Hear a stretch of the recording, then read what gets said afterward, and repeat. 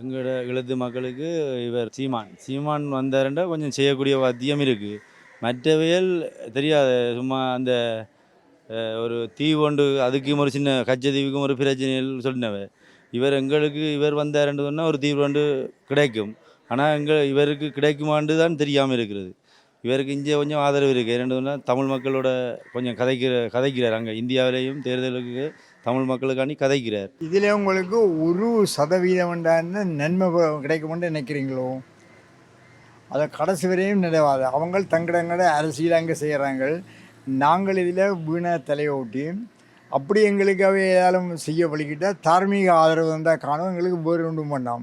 இலங்கையிலேருந்து போன அகதிகளுக்கு இன்று வரையும் குடியுரிமை கொடுக்கல. அவங்க வளர்ந்து 25-30 வருஷமாகுது. அவனுக்கு இங்கே உள்ள தாயின் வீடே தெரியாதவங்களாக தான் இருக்கிறாங்க. பட்டியல் படியங்கள்லாம் அப்படியான அரசியல் செய்கிறவங்களோட எங்களுடைய அரசியலை கொண்டு நீங்கள் சேர்க்காதீங்கோ. எங்களுடைய அரசியல் வேறு. நாங்கள் இன்னதான் தெரியாத நடந்தானே. இப்போ எனக்கு வயது 78 கிட்ட வந்துடுது. என்னுடைய ஃப்ரெண்டுக்கும் இவருக்கும் அப்படி இருக்கும்.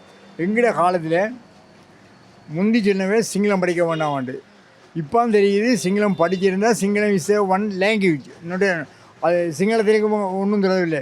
எங்களால் ஃப்ரெஞ்சு பேச முடியுது, இங்கிலீஷ் பேச முடியுது, மலையாளம் பேச முடியுது. ஏன் சிங்களம் பேச முடியாது? சிங்களம் ஒரு லாங்குவேஜ்னு படிச்சிக்கலாம். இப்பான்னு விளங்குது. நாங்கள் பிழை விட்டுட்டோம். இனிமேல் அந்த பிழை வேண்டாம். எங்களுடைய அரசியலில் தமிழ்நாட்டில் உள்ள ஒரு அரசியல்வாதியும் தலையிட வேண்டாம்.